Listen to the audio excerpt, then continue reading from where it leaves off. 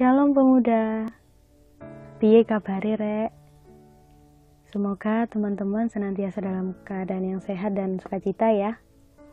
Meskipun masih dalam masa karantina, tapi harus tetap semangat dan produktif.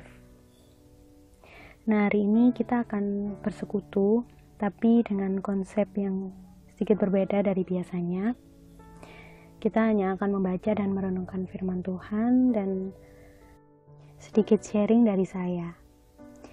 Oke, kita bisa siapin dulu bacaan kita hari ini yang terambil dari Injil Yohanes pasal ke-20 ayat 24 sampai 29. Saya ulangi lagi. Yohanes pasal 20 ayat 24 sampai 29. Namun sebelum masuk ke pembacaan dan perenungan firman, mari kita satukan hati di dalam doa. Bapa, kami bersyukur karena kebaikan-Mu. Terima kasih atas kesempatan yang Tuhan beri sehingga kami masih dapat bersekutu meskipun di tengah-tengah krisis. Dan kami percaya kuasa Tuhan tetap dapat dinyatakan melalui media apapun. Sebentar kami akan membaca dan merenungkan firman-Mu Tuhan, ajar kami hari ini untuk sungguh-sungguh membuka hati dan pikiran kami. Mampukan kami untuk melihat sebagaimana Engkau melihat, dan dapat mendengar isi hati-Mu. Kami percaya iman dapat timbul dari pendengaran dan pendengaran akan firman Tuhan. Karena itu biar hari ini hanya firman-Mu yang kami pelajari, kami beritakan, kami pegang dalam kehidupan kami dan kami laksanakan. Roh Kudus bantu kami sadar daging kami lemah, seringkali kami keras kepala.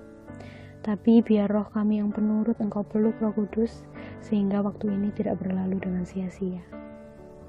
Tegur kami, koreksi hati kami, hiburkan kami dan bangkitkan iman kami Tuhan. Berbicaralah ya Bapa, kami anak-anak-Mu siap mendengarkan. Dalam nama Tuhan Yesus, haleluya, amin. Saya akan membacakan untuk teman-teman sekalian, Yohanes 20 ayat 24-29 di bawah judul Yesus menampakkan diri kepada Thomas. Tetapi Thomas, seorang dari ke-12 murid itu yang disebut Didimus, tidak ada bersama-sama mereka ketika Yesus datang ke situ. Maka kata murid-murid yang lain itu kepadanya, "Kami telah melihat Tuhan." Tetapi Thomas berkata kepada mereka, "Sebelum aku melihat bekas paku pada tangannya dan sebelum aku mencucukkan jariku ke dalam bekas paku itu dan mencucukkan tanganku ke dalam lambungnya, sekali-kali aku tidak akan percaya." 8 hari kemudian, murid-murid Yesus berada kembali dalam rumah itu dan Thomas bersama-sama dengan mereka. Sementara pintu-pintu terkunci, Yesus datang dan ia berdiri di tengah-tengah mereka dan berkata, "Damai sejahtera bagi kamu." Kemudian ia berkata kepada Thomas, "Taruhlah jarimu di sini dan lihatlah tanganku. Ulurkanlah tanganmu dan cucukkan ke dalam lambungku dan jangan engkau tidak percaya lagi, melainkan percayalah." Thomas menjawab dia, "Ya Tuhanku dan Allahku." Kata Yesus kepadanya, "Karena engkau telah melihat aku, maka engkau percaya. Berbahagialah mereka yang tidak melihat, namun percaya." Amin. Nah teman-teman, kita semua tahu bahwa sekarang dunia sedang dalam kondisi yang tidak baik. Dari pandemi, penyakit yang menyebar begitu cepat, dan imbasnya sampai ke sektor ekonomi, pendidikan, banyak pekerjaan yang terganggu dan terhambat dan masih banyak lagi.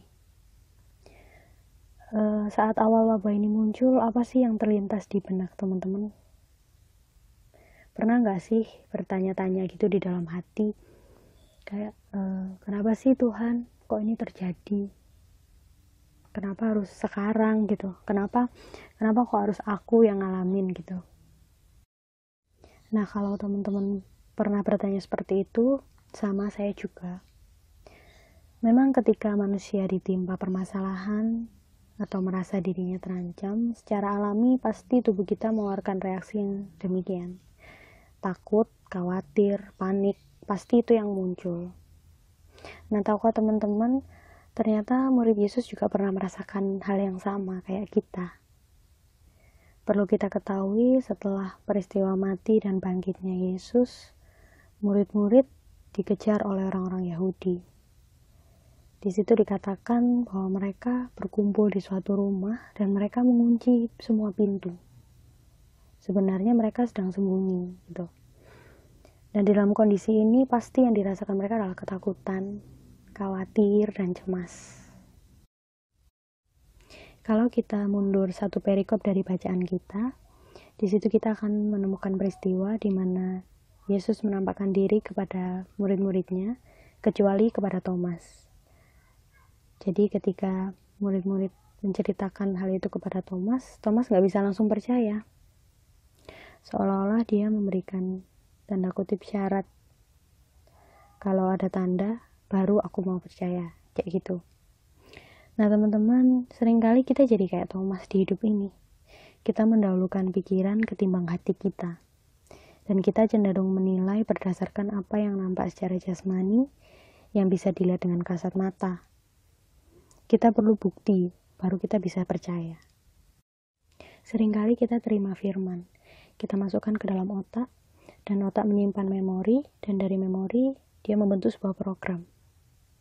Ketika hal yang kita alami di depan mata kita nggak sesuai sama yang ada di program, pasti otak kita nggak bisa langsung nerima. Contohnya begini, dari kita kecil sudah terbiasa setiap hari Minggu kita mengikuti kegiatan sekolah minggu. Sampai naik ke jenjang dari balita, pratama, madya, remaja, dan sampai sekarang di pemuda. Itu adalah kebiasaan yang kita lakukan selama bertahun-tahun, dan otomatis di otak kita sudah seakan-akan jadi program. Dan ketika pandemi ini hadir, tiba-tiba semua sistem berubah. Dari yang sebelumnya bisa bertatap muka, sekarang ibadah jadi online. Yang biasanya setiap Paskah kita selalu merayakan dengan perjamuan, tapi tiba-tiba tahun ini nggak ada. Tugas sekolah, kuliah, semua kerjaan bergantung sama internet. Nah dari situ muncul sebuah reaksi. Gak enak ya ibadah kalau gak di gereja. Kayak kurang pas gitu kalau gak ketemu langsung, ngobrol sama teman-teman. Dan biasanya kita kan nongki-nongki, jaga basar dan lain sebagainya. Itu juga pernah muncul di pikiran saya. Tapi sampai di titik ini saya disadarkan sama Tuhan. Bahwa selama ini saya beribadah karena sensasi, bukan esensi. Wah, apa ya itu? Jadi, sensasi itu gini. Kalau ibadah di gereja, kita datang, kita duduk, hadap ke mimbar, lihat pendeta, itu baru ibadah. Kita berkumpul, ketemu orang, dan ibadah harusnya di dalam gedung. Itu sensasi. Sedangkan esensi harusnya kita merasakan kehadiran Tuhan dan hubungan kita, keintiman kita dengan Tuhan, itu yang harusnya kita rasakan saat beribadah. Kita seringkali gak bisa merasakan kehadiran Tuhan, bukan karena dia gak datang, tapi karena fokus kita salah. Ada hal yang lebih kita dambakan saat perjumpaan di gereja. Sayangnya bukan hadirat Tuhan, tapi kumpul sama teman. Kita seolah-olah lupa kalau Allah kita itu Immanuel. Dimanapun, kapanpun, apapun, dia selalu ada bersama-sama dengan kita. Dan kita beranggapan bahwa gereja itu sekedar gedung. Padahal justru kitalah gereja itu sendiri. Menurut saya pribadi, Tuhan kayaknya emang sengaja menempatkan kita pada posisi seperti ini, supaya kita sama-sama sadar dan belajar bahwa arti ibadah yang sesungguhnya itu membangun hubungan dan keintiman dengan Tuhan, bukan kehadiran kita di gedung. Dan ibadah yang sejati kalau dalam Roma 12 ayat 1, itu adalah tubuh kita sebagai persembahan yang hidup, yang kudus, yang berkenan. Itu adalah ibadah yang sejati. Dan tubuh tidak hanya melingkupi fisik aja, tapi juga hati, pikiran, dan jiwa kita. Di saat-saat seperti inilah Tuhan itu rindu bertemu dan berkomunikasi dengan anaknya. Membangun kembali hubungan yang mungkin kerasa renggang. Oke lah ya, mungkin sebelumnya kita bisa ngeles atau menghindar saat Tuhan manggil kita. Kita masih bisa alasan. Bentar deh Tuhan, tugas kuliah masih numpuk. Bentar ya Tuhan, persiapan ujian. Bentar ya Tuhan, masih capek. Sibuk di kantor, banyak deadline. Pengennya sih hari ini, tapi ada les. Bentar ya Tuhan, nanggung. Dikit lagi menang. Atau mungkin kegiatan lain yang bikin kita selalu nunda untuk ketemu sama Tuhan. Tapi sekarang kita nggak bisa. Semua dipaksa kerja dari rumah. Mau nggak mau pasti banyak waktu luang. Dan di momen seperti inilah Tuhan memanfaatkan kesempatan. Kita mungkin bisa bayangin Tuhan lagi ngomong, ayo lo, kemarin sibuk ini itu, keluar rumah terus, sekarang udah di rumah, ayo ketemu sama aku. Seolah-olah Tuhan nagih. Dan teman-teman nyadar gak sih, toh ya Tuhan itu gak minta yang muluk-muluk. Dia gak minta persembahan, tenaga, keringat atau kerja keras. Cuma sedikit waktu supaya kita mau membangun hubungan dengan Dia. Kita sepatutnya bersyukur, karena Tuhan gak datang dengan amarah dan nakut-nakutin kita. Justru Ia datang membawa damai sejahtera. Kita bisa lihat reaksi Yesus saat menampakkan diri kepada Thomas di ayat ke-26 dan ke-27. Apakah Yesus marah ketika Thomas gak percaya sama kesaksian murid yang lain? Enggak, teman-teman. Justru kalimat pertama yang Yesus ucapkan saat Dia hadir di situ adalah damai sejahtera bagi kamu. Kemudian Ia berkata kepada Thomas, taruhlah jarimu di sini dan lihatlah tanganku. Ulurkanlah tanganmu dan cucukkanlah ke dalam lambungku, dan janganlah engkau tidak percaya lagi, melainkan percayalah. Tuhan berbicara dengan sangat lemah lembut dan membuat hati Thomas tenang, sampai akhirnya dia mau untuk percaya.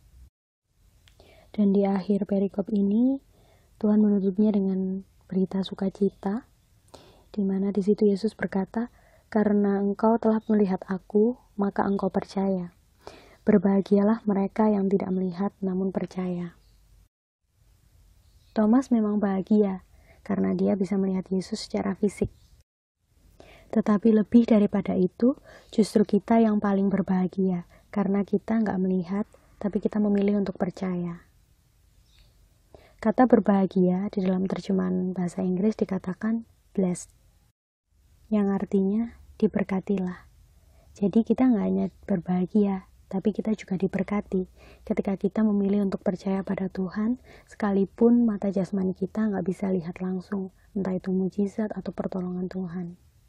Tapi kita menanamkan percaya itu di dalam hati kita. Nah, saya ingin mengajak teman-teman untuk lebih percaya lagi sama Tuhan. Sama saya pun pribadi juga masih belajar. Saya pun mengalami hal-hal yang mungkin teman-teman rasakan juga. Bahkan di bulan ini saya diizinkan Tuhan untuk kehilangan pekerjaan saya, dan itu membuat saya kayak makin merasa terbeban gitu. Tapi setelah beberapa hari saya tetap tekun menjaga komunikasi dengan Tuhan, dan akhirnya pelan-pelan Tuhan pulihkan, Tuhan bangkitkan iman saya. Dan makin kesini Tuhan makin membawa saya ke arah yang lebih positif. Saya nggak hanya tidur-tiduran di rumah ataupun malas-malasan atau menghabiskan waktu di sosial media, tapi saya mencoba meningkatkan lagi apa yang bisa saya perbaiki dari diri saya. Di masa-masa seperti ini memang pas banget buat kita refleksi diri. Selama kita hidup, apa yang perlu kita perbaiki, entah itu sifat-sifat kita, karakter-karakter kita yang selama ini mungkin numpuk, nggak kerasa ya, ternyata itu jadi sebuah kebiasaan yang salah. Dan saat yang seperti inilah waktu yang tepat untuk kita memperbaikinya. Saya juga belajar memandang ke arah yang lebih baik, di mana saya bisa memanfaatkan waktu yang luang ini untuk meningkatkan kualitas kehidupan saya. Dan saya percaya Tuhan sebenarnya sudah siapkan pekerjaan saya di waktu yang terbaik menurut Dia. Jadi ketika nanti saya sudah dapat pekerjaan itu, saya mau jadi karyawan yang terbaik. Maka dari itu saya melewati ini semua dengan tabah, dengan sabar, karena saya anggap ini bagian dari proses hidup, di mana Tuhan sedang membawa saya ke level yang lebih tinggi lagi. Dan saya berharap teman-teman juga punya semangat yang sama, karena Tuhan kita sama. Dan ada satu pelajaran lagi yang bisa saya share juga ke teman-teman. Akhirnya kita nggak bisa mengelak atau memungkiri bahwa satu-satunya yang bisa kita andalkan di saat-saat seperti ini hanyalah Tuhan. Karena manusia, kayak contohnya dalam kasus pandemi ini ya, dokter, pemerintah, tenaga medis, mereka semuanya terbatas dan bisa saja mengecewakan. Sedangkan alam sudah mulai rusak dan hancur, dan dunia suatu saat akan binasa. Tapi satu yang bisa kita percaya, bahwa Tuhan gak pernah berubah. Terakhir akan saya akhiri dengan sebuah pesan. Berharaplah hanya pada Tuhan, karena janji Tuhan itu kekal, dan rencana Tuhan gak pernah gagal. Amin saudara. Oke, mari kita tutup dalam doa. Bapa, kami bersyukur buat firman-Mu, meyakinkan kami bahwa ibadah kami yang sejati adalah perjumpaan dengan-Mu, bukan doa di dalam gedung. Mampukan kami menyadari, justru di tengah ketakutan dan kelemahan yang melanda kami, Engkau datang membawa damai sejahtera. Kami berdoa biar Engkau menganugerahkan kami hati yang takut akan Tuhan, serta kekuatan untuk menjalankan perintah-Mu. Makasih Tuhan buat kemurahan-Mu, bahkan ketika kami gak setia, Engkau tetap setia. Sekalipun kami keras kepala, Engkau tetap mengasihani kami. Sekali lagi kami mohon Roh Kudus bantu kami, karena semua ini di luar kendali dan kemampuan kami. Terima kasih Tuhan Yesus, di dalam nama-Mu kami menyerahkan seluruh doa dan ucapan syukur kami. Haleluya, amin. Terima kasih teman-teman yang sudah mendengarkan. Semoga dapat memberkati dan bisa mengobati rasa kerinduan kalian terhadap pemuda. Sampai jumpa di persekutuan berikutnya. Tuhan Yesus memberkati.